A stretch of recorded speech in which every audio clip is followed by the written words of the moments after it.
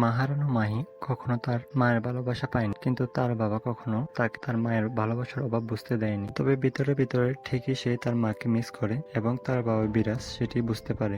একটা সময় হঠাৎ তাদের জীবনে আগমন ঘটে ইয়াসনার। ইয়াসনা মাহিকে খুব ভালোবাসে, তবে কোনো এক কারণে বিরাজ ইয়াসনাকে খুব ইগনোর করে। এমন একটি কাহিনী সিনেমাটি নির্মিত হাইনান। তাই আর কথা না বাড়িয়ে সিনেমার প্রথমে আমরা নানিকে দেখতে পাই। সেই সিনেমার প্রধান চরিত্র বিরাজের ভূমিকা অভিনয় করছে। বিরাজ একজন প্রফেশনাল ফটোগ্রাফার। বিরাজ তার ফটোগ্রাফি শেষ করে তার একমাত্র মেয়ে মাহিকে স্কুল থেকে বাসায় নিয়ে আসে। রাতে খাবার খাওয়ার সময় মাহি বলে তার স্কুলে একটি নতুন ছেলে এসেছে যে সব সময় আমার থেকে বেশি নম্বর পায়। এটি নিয়ে মাহি কিছুটা আপসেট ছিল।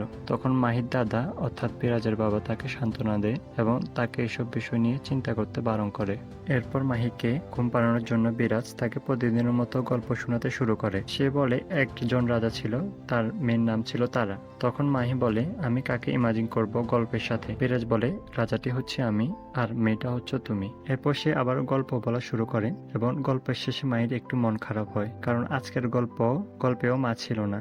তখন মাহি তার বাবাকে বলে তো তুমি সবসময় মাকে ছাড়া গল্প বলো। তখন বিরাজ বলে কিছু গল্পে মা ছাড়াই ভালো। তখন মাহি বলে মা ছাড়া কোনো গল্প হয় নাকি? আজকে যদি তুমি মায়ের গল্প না বলো তাহলে আমি ওষুধ খাবো না। আমার সব ফ্রেন্ডের মা আছে, শুধু আমার নেই। বিরাজ বলে তোমাকে আমি মায়ের গল্প শোনাবো যদি তুমি এবার ক্লাসে ফার্স্ট হতে পারো। তখন মাহি ওষুধ খাওয়ার জন্য রাজি হয়। এরপর আমরা বুঝতে পারি মাহি একটি কঠিন রোগে আক্রান্ত, তাই তাকে সবসময় ওষুধ খেতে হয়। মাহিকে ঘুম পাড়িয়ে বিরাজ তার রুম থেকে বেরিয়ে আসে। তখন তার বাবা তাকে জিজ্ঞেস করে আর কতদিন তার কাছ থেকে তার মাকে লুকিয়ে রাখবে? বড় হয়ে গেলে সে সব জানতে পারবে, তখন তুমি কি করবে? তখন বিরাজ বলে এখনো অনেক সময় বাকি আছে। বিরাজ বলে আমার কাছে আমার প্রথম প্রায়োরিটি আমার মেয়ে। বাইরে মানুষ কি বলছে তা আমার দেখার বিষয় না। সে তার বাবাকে জিজ্ঞেস করে ডাক্তারের অ্যাপয়েন্টমেন্ট নিয়েছে কিনা। তখন তার বাবা বলে রাত 2টায় ডাক্তারের অ্যাপয়েন্টমেন্ট নেওয়া আছে। এরপর বিরাজ ঘরের সব কাজ শেষ করে রাত 2টো মায়ের অসুখ নিয়ে ডাক্তারের সাথে মিটিং করে। এরপর আমরা বাবা এবং মেয়ের কিছু কিউট মোমেন্ট দেখতে পাই। পরে সিনে বিরাজ তার অফিস শেষ করে বাসায় ফিরলে মাহি তাকে তার স্কুল কার্ডটি দেখায় এবং বলে আমি স্কুলে ফার্স্ট হয়েছি। তুমি বলেছিলে স্কুলে ফার্স্ট হলে তুমি আমাকে মায়ের গল্প শোনাবে।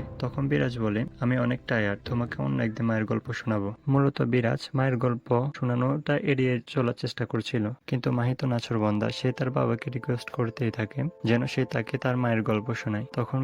তখন বিরাজ রেগে গিয়ে মাহিকে ঘুমাতে বলে এবং সে সেখান থেকে চলে যায়। পরের দিন সকালে বিরাজের বাবা তাকে জানায় মাহিকে ঘরে খুঁজে পাওয়া যাচ্ছে। তখনই বিরাজ চিন্তিত হয়ে পড়ে। সে দ্রুত তার গাড়ি নিয়ে মাহিকে খোঁজার জন্য বের হয়। এরপরে আমরা মাহিকে দেখতে পাই সে তার কুকুরটিকে নিয়ে রাস্তায় একা একা বেরিয়ে গিয়েছে। তখন তার সাথে দেখা হয় ইয়াসনার। সে তার পোষা কুকুরটিকে নিয়ে দৌড়াতে দৌড়াতে হাঁপিয়ে গিয়েছিল। তখন ইয়াসনা তাকে পানি দিলে সে বলে আমি নর্মাল পানি খেতে পারি না, তাছাড়াও দৌড়াদৌড়ি এবং চকলেট খাওয়াতেও আমার মানা আছে। তবে যখন বাবার সাথে রাগ করি তখন আমি চকলেট খেয়ে ফেলি। এরপর মাহি সেখান থেকে রাস্তা পার হওয়ার সময় একটি ট্রাক তার দিকে ধেয়ে আসে। এরপর সিন সেখান থেকে কাট হয়ে যায়। বিরাজ মাহিকে খোঁজার জন্য তার স্কুলে যায়। তখনই বিরাজের ফোনে অপরিচিত একটা নম্বর থেকে কল আসে এবং একটি ঠিকানা দেওয়া হয় এবং বলা হয় মাহিকে নিতে হলে সেই ঠিকানায় যেতে হবে। বিরাজ দ্রুত সেখানে গিয়ে মাহিকে দেখে তার ফান ফিরে পায়। এরপর মাহি ইয়াসনার সাথে তার বাবার পরিচয় করিয়ে দেয়। তখন ইয়াসনা বলে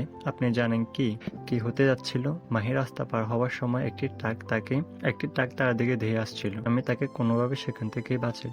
তখন বিরাজ মাহিকে বলে তুমি এমন পাগলামি কেন করেছো?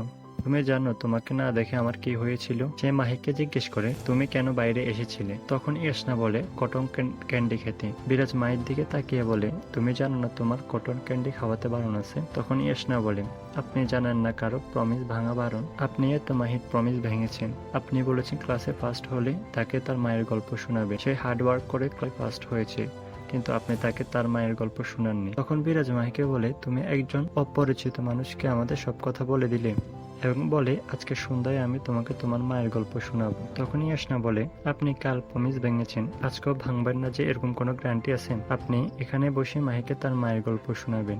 আজকে হয়তো আমি বাঁচানোর জন্য ছিলাম, কাল হয়তো কেউ নাও থাকতে পারে। বিরাজ কোনো উপায় না পেয়ে মাহিকে তার মায়ের গল্প শোনাতে শুরু করে। তখন আমরা দেখি সিন ফ্ল্যাশব্যাকে চলে যায় এবং বিরাজ বলে ফটোগ্রাফি করার সময় প্রথম তার বর্ষার সাথে দেখা হয়। প্রথম দেখাতে সেই বর্ষাকে ভালোবেসে বলে। মাহি বিরাজকে থামিয়ে দিয়ে বলে আমি মায়ের জায়গায় কাকে ইমাজিন করব? তখন ইয়াসনা বলে আমাকে ইমাজিন করো। এরপর কাহিনী আবার ফ্ল্যাশব্যাকে চলে যায়। বিরাজ লুকিয়ে বর্ষার ছবি তুলতে গেলে বর্ষা তাকে ধরে ফেলে। পারমিশন ছাড়া ছবি তোলায় বর্ষা বিরাজের উপর ক্ষেপে যায়। তখন বর্ষার ভাই বিরাজকে পুলিশে দিতে বলে। বর্ষা বিরাজের ক্যামেরাটা নিয়ে গেলে বিরাজের বন্ধু বলে ও একটা ফটোগ্রাফি প্রতিযোগিতার জন্য আপনার ছবি তুলতেছে, তাছাড়া ওর অন্য কোনো উদ্দেশ্য নেই। তখন বর্ষা বিরাজকে সরি বলে তার ক্যামেরাটা ফেরত দিতে গেলে বিরাজ তাকে প্রপোজ করে বসে। তাই রেগে গিয়ে বর্ষা তার ক্যামেরাটা নিয়ে সেখান থেকে চলে যায়। পরের সিনে আমরা দেখতে পাই বিরাজের আন্ডারে ফটোগ্রাফি সেখানে বর্ষা আসলে বিরাজ কিছুটা ঘাবড়ে যায়। তখন বর্ষার আঙ্কেল বিরাজকে ডেকে বলে বর্ষার কিছু হেল্প লাগবে এবং বিরাজ যাতে তাকে সাহায্য করে। এরপর আমরা দেখি বর্ষা বিরাজকে নিয়ে বেরিয়ে যায়। বর্ষা বিরাজকে বলে আমার তোলা ছবিগুলো প্রিন্ট দাও এবং সে তাকে তার ক্যামেরাটি দিয়ে দেয়। বর্ষা বলতে থাকে আমি ভালোবাসা বিশ্বাস করি না, ভালোবাসা কেন, আমি বাচ্চা কাচ্চা এগুলোতেও বিশ্বাস করি না। ছোটবেলা থেকে আমি আর আমার ভাই আমাদের বাবা মায়ের ঝগড়া দেখে বড় হয়েছি, কিছুদিনের মধ্যে তাদের ডিভোর্স হয়ে যাবে। এরপর থেকে আমরা প্রেম ভালোবাসার উপর থেকে আস্থা হারিয়েছি। এরপর বর্ষা সেখান থেকে চলে যাওয়ার সময় বিরাজকে বলে আমি এখানে 2 সপ্তাহের জন্য আছি, তুমি যদি তোমার ভালোবাসার উপর পজ দিতে পারো তাহলে আমি তোমার বন্ধু হতে পারি। এরপর আমরা বিরাজ এবং বর্ষার কিছু কিউট মোমেন্ট দেখতে পাই। এখানে তারা দুজন একসাথে সময় কাটানো, ঘোরাঘুরি করছে। প্রথমে বর্ষার পোষা কুকুর ভালোবাসতো না, তবে বিরাজের পোষা কুকুর বল্টুকে সে প্রচুর পছন্দ করত। বর্ষা বিরাজের প্রতি একটু দুর্বল হয়ে যায়। একদিন সে বিরাজকে তার সাথে দেখা করতে বলে। এরপর আমরা দেখতে পাই বিরাজ একটি নতুন ক্যামেরা নিয়ে বর্ষার সাথে দেখা করতে আসে। বিরাজ বলে বল্টুকে বিক্রি করে দিয়ে সে নতুন ক্যামেরাটি কিনেছে, সে আমার কাছে থাকলে ভালো থাকতো না, তাই তাকে একটি রিচ ফ্যামিলিতে বিক্রি করে দিয়েছি। তখন বর্ষা মন খারাপ করে বিরাজকে বলে ধরো আমি তোমাকে ভালোবেসে ফেলেছি, কিন্তু তুমি আমাকে বড় গড় গহনাগাটি দিয়ে রাখতে পারছো না, তখন তুমি কি আমাকে ছেড়ে দেবে নাকি তোমার সাথে রাখবে? বিরাজ বলে তুমি কি বলতে চাচ্ছ? তখন বর্ষা বলে তোমার কাছে ভালোবাসা আছে কিন্তু তুমি দায়িত্ব নিতে জানো না। তখন বিরাজ বলে তোমার প্রতি আমার ভালোবাসা আর টুটুর সাথে ভালোবাসা এক কিভাবে হলো? এখানে আসার আগে তুমি তো পোষা প্রাণীদের পছন্দ করতে না। তখন বর্ষা বলে এখানে আসার আগে আমি ভালোবাসাতেও বিশ্বাস করতাম, কিন্তু তোমাকে দেখার পর ভালোবাসা বিশ্বাস করতে শুরু করেছি। আমি এখান থেকে চলে যাচ্ছি, আমাদের আর দেখা হবে না। এরপরে সিনে বিরাজ তার ক্যামেরাটি বিক্রি করে দিয়ে লুটুকে সে ধনী পরিবার থেকে আবার নিয়ে আসে। এরপর সে বর্ষার সাথে দেখা করতে যায়। বর্ষা বল্টু এবং বিরাজকে দেখে অনেক খুশি হয় এবং সে বিরাজকে জড়িয়ে ধরে। তবে এইসব কিছু বর্ষার মা দূর থেকে দেখে ফেলে। এরপর আমরা সেখানে একটা কাহিনী দেখতে পাই যেখানে বর্ষার মা বিরাজকে বলে তুমি মাত্র ফটোগ্রাফি শুরু করেছো, তুমি আমার মেয়েকে কিভাবে সুখে রাখতে পারবে? তুমি যে বাসায় থাকো তার থেকে আমার গ্যারেজেও বড়। এরকম নানান কথা বলে বিরাজকে অপমানি করতে থাকে। তখন বর্ষা বলে তুমি তো বাবার টাকা পয়সা দেখে বিয়ে করেছিলে, তোমরা কি সুখী হতে পেরেছিলে? এরপরে বিরাজ বর্ষাকে বলে আমি হয়তো মাত্র ফটোগ্রাফি শিখেছি, কিছুদিন পর যখন আমার একটি স্টুডিও চালু করব তখন আর আমাদের এই অবস্থা থাকবে না। আমি তোমাকে সুখ রাখার জন্য সর্বোচ্চ চেষ্টা করব, তুমি কি আমাকে বিয়ে করবে? তখন বর্ষা বিরাজের কথা রাজি হয়ে যায় এবং দুজন বিয়ে করে ফেলে। বিয়ের প্রথম বর্ষা বিরাজের ঘরে মানিয়ে নিতে একটু কষ্ট হয়। এরপর থেকে বিরাজ কিছুটা সচল হতে শুরু করে, তাদের নতুন একটা বাসায় শিফট হয়। বিরাজ একদিন বাচ্চাদের ফটোগ্রাফি করতে গিয়ে রিয়েলাইজ হয় তাদেরও একটি বাচ্চা লাগবে। সে বাড়িতে গিয়ে বর্ষাকে বাচ্চার কথা জানালে বর্ষা তাকে বলে আমি তোমাকে আগেই বলি বাচ্চা কাছে কোনো ঝামেলা আমি জড়াতে চাই না, আমাদের সংসার আজ ঠিক আছে, কাল হয়তো নাও থাকতে পারে। তখন এইসব কিছুর ভুক্তভোগী আমাদের সন্তান হয়, চাই না আমরা আমাদের সন্তান হোক। তখন বিরাজ রেগে গিয়ে বর্ষাকে অপমান করে ঘর থেকে বের হয়ে যায় এবং বলে তোমাকে বিয়ে করা আমার সবচেয়ে বড় ভুল। ঘরের বাইরে গিয়ে বিরাজ রিয়ালাইজ করে সে বর্ষার সাথে খুব বাজে বিহেভিয়ার করেছে। তখন সেই রুমের দরজা খুলে দেখতে পায় বর্ষা কান্না করছে। বিরাজ গিয়ে বর্ষাকে শান্ত করে। তখন বর্ষা বলে তাহলে তোমার কথাই রইল, আমরা বাবা মা হব, তবে আমার ভয় লাগে আমরা যদি কোনোদিন আলাদা হয়ে যাই তখন বাচ্চার কি হবে? তখন বিরাজ বর্ষাকে আশ্বস্ত করে এবং বলে আমরা কখনো তোমাকে ছেড়ে যাব না। এরপর কাহিনী আবার বর্তমানে চলে আসে। তখন ইয়াসনা বলে আপনি এখানে কেন থেমে গেলেন? তারপর আমার কি হয়েছিল? বিরাজ বলে আপনার নয় বর্ষার। তখন ইয়াসনা বলে হ্যাঁ বর্ষার কি হয়েছিল? বিরাজ বলে বর্ষা সবসময় সিঙ্গিংকে তার প্রফেশন হিসেবে নিতে চেয়েছিল, তাই সে সিঙ্গিং শুরু করেছে। তখন ইয়াসনা বলে আমি মানতে পারছি না যে মেয়ে প্রেম ভালোবাসা বিশ্বাস করতো না সে আপনার জন্য প্রেম ভালোবাসা বিশ্বাস করে। সেই মেয়ে কিভাবে আপনাকে এবং তার মেয়েকে ছেড়ে চলে যায় আমার বিশ্বাস করতে পারছি না। বিরাজ রেগে গিয়ে বলে আপনি বিশ্বাস করেন বা নাই করেন তাতে আমার কিছু যায় আসে না। তখনই ইয়াসনা বলে আপনি কি কিছু লুকাচ্ছেন? বর্ষা কোনোভাবে আপনাকে ছেড়ে যেতে পারে না। এরপর বিরাজ ফির বিল দিলে ইয়াসনা বলে এখন বুঝতে পেরেছি আপনার টাকা হয়েছে তাই আপনার পার্সোনালিটিও চেঞ্জ হয়ে গেছে। তখন বিরাজ ওখান থেকে যাওয়ার সময় ইয়াসনা বলতে থাকে এইভাবে তাহলে আপনি বর্ষাকে ছেড়ে চলে গেছিলেন। এরপর মাহিও মন খারাপ করে তার বাবাকে বলতে থাকে বাবা তুমি কি মাকে ছেড়ে দিয়েছিলে? এটা শুনে বিরাজ খুব কষ্ট পায় এবং সে সেখানে গিয়ে বসে এবং আবারও গল্প বলতে শুরু করে। কাহিনী আবারও ফ্ল্যাশব্যাকে গেলে আমরা দেখতে পাই বর্ষা প্রেগনেন্ট। কিছুদিন পরেই মাহির জন্ম হয়, তবে মাহি সুস্থ ছিল না। বর্ষা মাহিকে দেখে বিরাজকে বলে, আমার বাবা বাচ্চাকে আইসিইউতে রেখেছে, ওরা আমার বাচ্চাকে খেতেও দিচ্ছে না। ওরা বলেছে ওর নাকি লাংসে প্রবলেম আছে। তুমি বলেছিলে বাচ্চা নাও, তা আমাদের লাইফের বেস্ট ডিসিশন হবে। তাহলে এটা কেন হলো বিরাজ? এরপর আমরা সেখানে একটা আবেগঘন মুহূর্ত দেখতে পাই। বিরাজ এবং বর্ষা রাত দিন মাহিকে সুস্থ করার জন্য হাসপাতালে পড়ে থাকতো, কিন্তু ডাক্তাররা তাদেরকে মাহির কাছে যেতে দিত না। এটা নিয়ে প্রায় বিরাজ ও বর্ষার মধ্যে ঝগড়া হতো। এরপর আমরা দেখতে পাই বিরাজ বর্ষাকে বাড়ি পৌঁছে দেওয়ার জন্য যাচ্ছিল। তখন বর্ষা বলে, এসব কিছু হতো না যদি না তোমার সাথে আমার দেখা না হতো, যদি না আমাদের প্রেম হতো, যদি না আমাদের বিয়েটা হতো, যদি না মাহিকে আমরা জন্ম দিতাম, তাহলে আমরা আরো বেশি খুশি থাকতাম। এটি শুনে মাহি খুব কষ্ট পায়। সে তার বাবাকে জড়িয়ে ধরে বলে, আর কিছু বলা লাগবে না বাবা, আমি আর মায়ের গল্প শুনতে চাইবো না, চলো বাড়ি চলো। ইয়াসনা মাহিকে বোঝানোর চেষ্টা করে। তখন মাহি ইয়াসনা কোনো কথাই শুনতে চাচ্ছিল না। সে তার বাবাকে সেখান থেকে চলে আসতে বলে। বিরাজ মাহিকে ঘুম পাড়িয়ে গাড়িতে বসিয়ে দিয়ে তখন ইয়াসনা তাকে বলে, মাহির কি হয়েছে, সে আমার সাথে কথা বলতেছে না কেন? তখন বিরাজ বলে, সে মায়ের জায়গায় আপনাকে ইমাজিন করেছে, তাই সে আপনাকে দোষারোপ করে। তখন ইয়াসনা বলে, ও তাহলে সে বর্ষাকে হেট করছে, আমাকে না। আপনি প্লিজ তাকে বলবেন আমি তার আসল মা না। আপনি প্লিজ মাহি ঠিক হলে আমাকে একটা কল দিবেন, আমি মাহিকে দেখতে আসবো। এই কথা বলে সে আবারও বিরাজকে কাহিনীটা শেষ করতে বলে। তখন কাহিনী আবার ফ্ল্যাশব্যাকে চলে যায়। আমরা দেখতে পাই যে গাড়িতে বিরাজ ও বর্ষা ঝগড়া করছিল, তাদের একটা অ্যাক্সিডেন্ট হয়ে যায়। বিরাজ এবং বর্ষা দুজন দুই পাশে পড়ে আছে। এরপর কাহিনী বর্তমানে আসে। ইয়াসনা বলে, আমি জানতাম না এই কাহিনীটা এভাবে শেষ হবে, তাহলে আমি আপনাকে কখনো জিজ্ঞেস করতাম না। এটি বলে ইয়াসনা কান্না করতে থাকে। তখন বিরাজ বলে, আপনি প্লিজ কান্না করবেন না, এই কাহিনী অনেক বছর হয়ে গেছে, আমি সবকিছু ভুলে গিয়েছি। এই বলে বিরাজ সেখান থেকে চলে যায়। বিরাজ বাড়িতে গিয়ে ল্যাপটপ ওপেন করলে আমরা তার ল্যাপটপে ইয়াসনার ছবি দেখতে পাই। এখানে মূলত মুভির একটা মূল টুইস্ট দেখতে পাই। মূলত বর্ষা হচ্ছে ইয়াসনা। সে অ্যাক্সিডেন্টের পর ইয়াসনা তার সব স্মৃতিশক্তি হারিয়ে ফেলে। সে জানেও না তার আগে বিয়ে হয়েছে এবং মাহি তার মেয়ে। অ্যাক্সিডেন্টের পর ইয়াসনা এবং বিরাজকে হসপিটালে নেওয়া হয়। সেখানে ইয়াসনার ক্রিটিক্যাল অবস্থা হয়ে যায়। তখন ইয়াসনার মা বিরাজকে তার কাছে যেতে দেয়নি। সে বলে, আমি জানতাম আগে থেকে যে তুমি তার জন্য পারফেক্ট না। তোমার সাথে বিয়ে হবার পর থেকে আমার মেয়ের এই অবস্থা। সে একটা দিনও সুখে থাকতে পারেনি। তুমি যদি ওর ভালো চাও তাহলে তোমার মেয়েকে নিয়ে কখনো ওর সামনে আসবে না। সেই ইয়াসনাকে সুখে রাখার জন্য মাহিকে নিয়ে চিরতরে সেখান থেকে চলে আসে। আর কখনো সেই ইয়াসনার সামনে যায়নি। তারপর বর্তমানে সে যখন মাহিকে ইয়াসনার সাথে দেখতে পায় তখন সে শকড হয়ে যায়। সে ইয়াসনার মাকে প্রমিস করেছিল তার জন্য যাতে ইয়াসনার চোখে কোনদিন পানি না আসে। তাই সেদিন মাহির সাথে ইয়াসনাকে দেখে সে অপরিচিত হবার নাটক করে। সব জানা সত্ত্বেও ইয়াসনাকে সে কিছুই বলেনি। সে বলেনি মাহি যে তার মেয়ে। পরের সিন আমরা দেখতে পাই ইয়াসনা মাহিদের বাসায় চলে আসে। সে বিরাজের থেকে মাহির খোঁজ খবর জানতে চায়। তখন বিরাজ বলে, মাহির এখনো মন ঠিক হয়, আপনাকে দেখতে পেলে সে আবার আপসেট হয়ে যাবে। পর বিরাজ বলতে থাকে যে সে ছোট থাকতে ডাক্তার বলেছিল সে বেশি দিন বাঁচবে না, কিন্তু এখনো মাহি বেঁচে আছে। আমি জানি মাহি আরো অনেকদিন বাঁচবে, মাহিকে ছাড়া আমি থাকতে পারবো না। তখন সেখানে মাহি চলে আসে।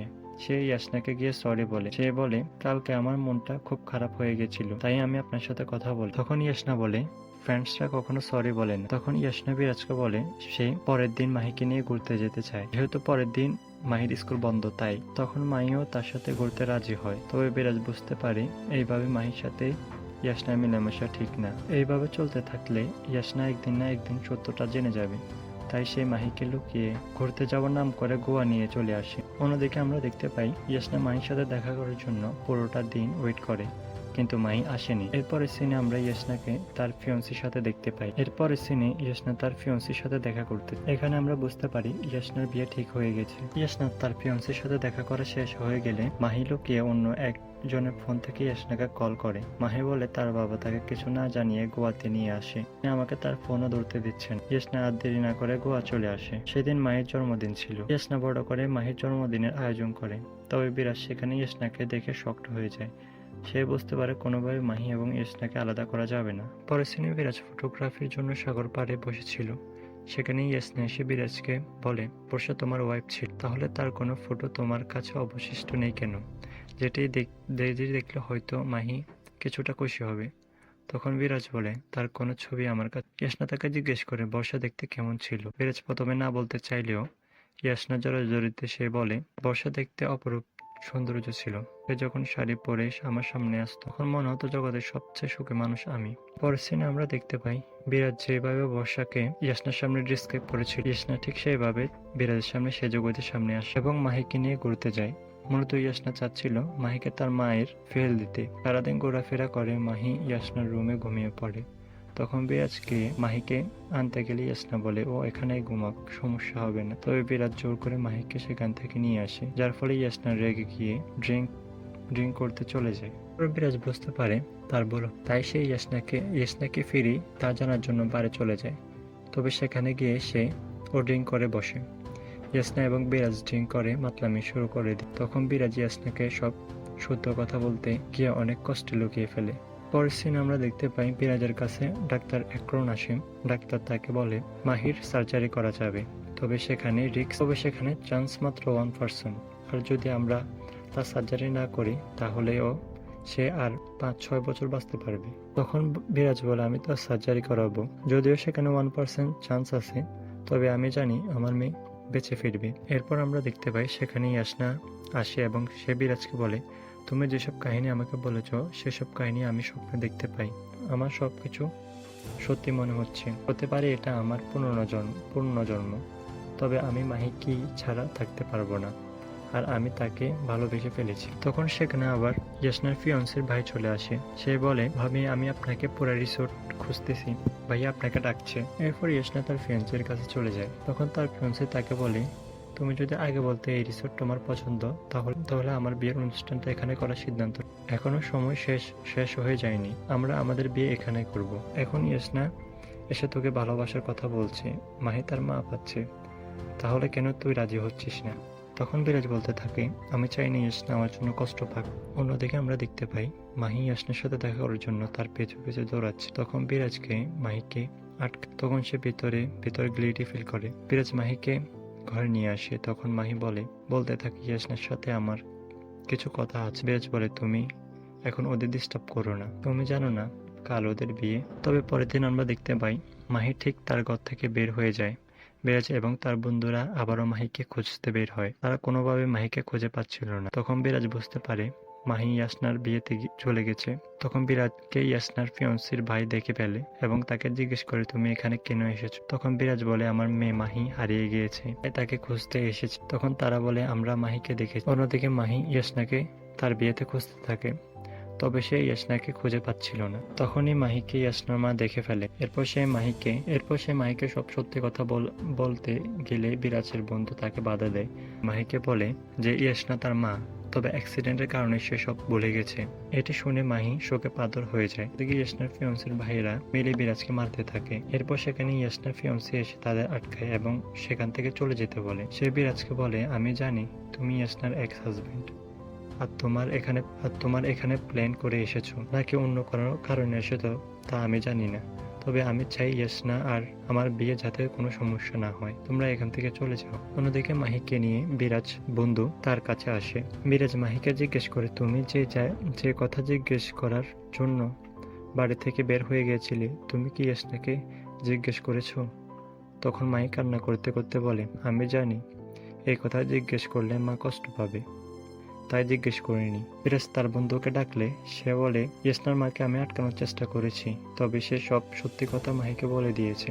তখন সেখানে ইয়াসনা আসে, বলে, আমি এই বিয়ে করতে চাই না, আমি তোমাদের সাথে থাকতে চাই, আমাকে এখান থেকে নিয়ে যাও। তখন বিরাজ বলে, তোমার কি একটু লজ্জা লাগছে না? আমি তোমাকে বারবার ইগনোর করছি, এরপরও তুমি আমার কাছে চলে আসছো। ইয়াসনা গিয়ে মাহিকে বলে, তুমি তোমার বাবাকে বোঝাও, তুমি তো তোমার মায়ের জায়গা আমাকে ইমাজিন করো, আমি তোমাদের সাথে থাকতে চাই। তখন মাহি বলে, তোমাকে আমি মা হিসাবে ইমাজিন করছি, কিন্তু তুমি তো আমার আসল মা না। এটি বলে মাহি বিরাজকে নিয়ে সেখান থেকে চলে আসে। এরপর বিরাজ মাহিকে পাঠিয়ে দিয়ে ইয়াসনার মায়ের কাছে গিয়ে বলে, তুমি আমাকে যা খুশি বলো, আমি সহ্য করব, কিন্তু মাহিকে কিছু বললে আমি সহ্য করব না। আমি এতদিন সবকিছু আমার মেয়ের জন্য লুকিয়ে রেখেছি। আমার মেয়ের কাছ থেকে সবকিছু লুকিয়ে রেখেছি, কিন্তু তুমি সবকিছু আমার মেয়েকে বলে দিয়েছো। এখন আমি গিয়ে তোমার মেয়েকে সবকিছু বলে দেব? তখন তোমার কি হবে? এরপর বিরাজ সেখান থেকে মাহিকে নিয়ে চলে আসে। তবে রাস্তায় হঠাৎই মাহিও গাড়িতে অসুস্থ হয়ে যায়। মাহিকে হাসপাতালে নিয়ে যাওয়া হয়। পরের সিনে আমরা দেখতে পাই ইয়াসনা বিয়ে করছে। তখন সেখানে ইয়াসনার বাবা এসে বলে, তুমি কিভাবে বিরাজকে রেখে অন্য একজনকে বিয়ে করতে পারছো? তবে এখানে আরেকটি টুইস্টের উদ্ঘাটন হয়। এখানে ইয়াসনাও বিরাজের বাবাকে বাবা বলতে থাকে। মূলত বিরাজের বাবা হচ্ছে ইয়াসনার বাবা। তবে ইয়াসনার মায়ের সাথে ডিভোর্স হওয়ার পর তখন থেকে সে বিরাজের সাথে থাকে। এরপর সে ইয়াসনাকে বলতে থাকে, মাহি হাসপাতালে ভর্তি, সে জীবন মরণের মাঝখানে আছে। তখন ইয়াসনা বলতে থাকে, আমি অনেকবার তাদের সাথে যাওয়ার চেষ্টা করেছি, কিন্তু তারা রাজি হয়নি। তখন ইয়াসনার বাবা বলতে থাকে, তুমি তো তাদেরকে ভালোবাসো, তাহলে কিভাবে তাদের ছেড়ে দিলে? তুমি যদি মিরাজ এবং মাহিকে ভালোবেসে থাকো, আমি জানি তুমি তাদের কাছে যাবে। এরপর ইয়াসনা তার ফিয়ান্সির কাছে গিয়ে বলে, আমি তোমাকে বিয়ে করতে পারবো না, আমি বিরাজ এবং মাহিকে ভালোবাসি, আমি তাদের কাছে চলে যাচ্ছি।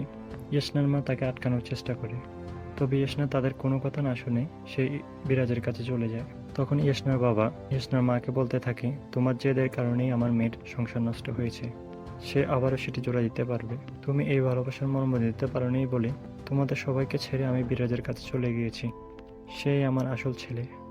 ইয়াসনা হাসপাতালে আসলে তখন বিরাজ তাকে বলে, সবাই বলতো মাহি আমার জন্য বেঁচে আছে, কিন্তু না, আমি মাহির জন্য বেঁচে আছি। আমি ডাকছি কিন্তু সে সাড়া দিচ্ছে না, আমার খুব ভয় লাগছে। তখন ইয়াসনা বিরাজকে জড়িয়ে ধরে। তখন সেখানে আমরা আরেকটি টুইস্ট দেখতে পাই। সেখানে ইয়াসনার পিয়ন্সে তার সকল বাইকদেরকে নিয়ে হসপিটালে চলে আসে এবং সে জানায় তারাই মাহির অপারেশন করবে। মূলত ইয়াসনার পিয়ন্সে এবং তার ভাইরা অনেক বড় ডাক্তার। তারা মাহির ডাক্তারের সাথে আলোচনা করে তার অপারেশন করার দায়িত্ব নেয় এবং সাকসেসফুলি তারা মাহির অপারেশন করতে সক্ষম হয়। আর এইভাবে এই সিনেমাটির এখানে একটি হ্যাপি এন্ডিং হয়।